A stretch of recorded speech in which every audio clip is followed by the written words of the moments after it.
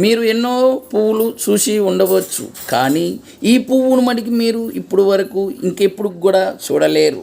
ఎందువల్లంటే ఈ పువ్వు నా దగ్గర ఉన్నది. ఇది ఈరోజు కూరగా వండేసుకుని మేము తినేస్తాం కాబట్టి ఇంకెప్పటికీ ఈ పువ్వును మీరు చూడలేరు. కాబట్టి ఈ వీడియో నేను తీసి ఈ పువ్వును అందరికీ చూపిస్తున్నాను. చూడండి, ఆనందపడండి. హాయ్ ఫ్రెండ్స్, ఈ వీడియోని ఫన్నీగా సరదాగా తీశాను.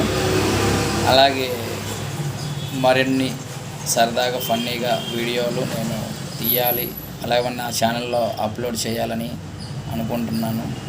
దానికి మీ అందరి సపోర్ట్ కావాలి. శ్రీనివాస గోల్డ్ ఛానల్ని సబ్స్క్రైబ్ చేసుకోండి. మీ సపోర్ట్ నాకు అందించండి. నాకు మరింత బలం చేకూరాలని కోరుకుంటూ థ్యాంక్ యూ.